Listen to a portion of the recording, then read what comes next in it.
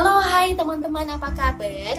Oke, konten kali ini mengenai gibahing psikologi dan sesuai dengan tagline-nya, saya akan membahas psikologi berdasarkan pengalaman dan juga pendapat pribadi saya. So, mungkin konten kali ini sifatnya lebih ringan daripada konten sebelum-sebelumnya.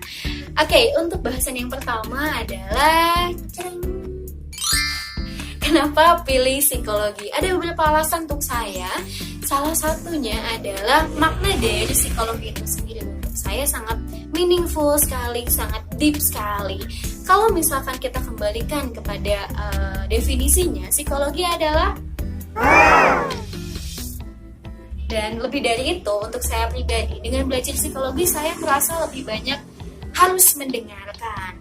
Kenapa? Meskipun saya belum berkapasitas ataupun teman-teman mungkin belum berkapasitas untuk memberikan suggest, untuk memberikan saran, pendapat apa yang harus teman kita lakukan ketika dalam suatu masalah, setidaknya kita bisa mendengarkan dan itu akan membuat teman kita yang sedang dalam kesulitan lebih baik. Dan mendengarkan di sini bukan asal mendengarkan, tapi kita harus hadir dalam conversation itu, harus fokus terhadap bahasannya. Artinya haram hukumnya ketika ada orang yang sedang bercerita kepada kita malah mendengarkan sambil main HP, main games dan sebagainya. Itu tidak boleh dilakukan ya teman-teman. Selain itu juga kalau misalkan teman-teman ingat bahwa Tuhan menciptakan 2 telinga dan 1 mulut, artinya kita harus lebih banyak mendengarkan daripada berucap. Nah, ini sangat cocok sekali dengan konsep psikologi yang sangat saya sukai. Selain itu, kalau misalkan kita sudah mendengarkan dengan baik, ini akan membuat kita memahami. Dan ini hal yang kedua kenapa saya memilih psikologi. Dengan memahami, ini akan membentengi diri kita dari pemakluman dan juga pelabelan terhadap orang lain. Misalnya, ada orang ataupun teman kita yang terlihat malas-malasan. Kalau misalkan menggunakan pemakluman dan pelabelan, kita akan menilai bahwa orang tersebut adalah orang pemalas dan itu harus dimaklumi. Biarin aja lah, kenuailah. Nah, kayak gitu, itu tidak boleh. Sedangkan kalau misalkan memahami, kita akan mengajak dialog orang tersebut. Kita akan lebih mendengarkan, lebih memahami kenapa dia malas-malasan ketika situasi tersebut.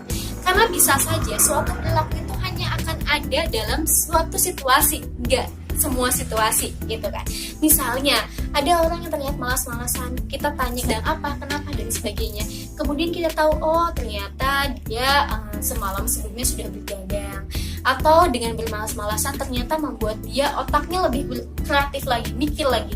Nah seperti itu, kita kan tidak tahu hal seperti itu kan. Makanya dengan mendengarkan dan memahami, ini akan membuat kita lebih dapat membantu orang, memahami orang lagi gitu. Karena gini teman-teman, kalau siapa yang akan tanggung jawab ketika kita menggunakan pelabelan atau judgment ya, kamu mau orangnya pemalas misalkan, kemudian orang tersebut langsung berpikir kok saya disebutkan seperti itu ya sudahlah saya malas-malasan saja, atau saya sudah dilabel seperti itu. Nah siapa yang akan mau tanggung jawab kalau terjadi hal demikian gitu. Jadi memang kita harus hati-hati sekali dalam melakukan pelabelan. Lebih baik banyak memahami daripada lebih banyak memaklumi. Itu menurut saya. Nah kemudian alasan selanjutnya kenapa saya pilih psikologi, ini alasan yang mungkin utama ya dalam kehidupan kita adalah karena bidang psikologi ini sangat luas sekali. Teman-teman tadi di definisi bahwa psikologi ini berkaitan dengan manusia, maka selama ada manusia berarti ilmu psikologi bisa diaplikasikan di sana. Contohnya, kalau misalkan teman-teman suka dengan dunia pendidikan, teman-teman bisa belajar psikologi pendidikan. Outputnya adalah misal menjadi konselor pendidikan, menjadi guru BK, dan sebagainya. Kemudian kalau misalkan teman-teman menyukai industri maupun organisasi, suka dengan scouting, pencarian talent, atau misalkan pengembangan orang cocoknya di posisi apa ketika dia bekerja, teman-teman bisa belajar psikologi industri dan juga organisasi. Atau misalkan teman-teman suka dengan penelitian, riset tentang kuantitatif, teman-teman bisa belajar psikometri.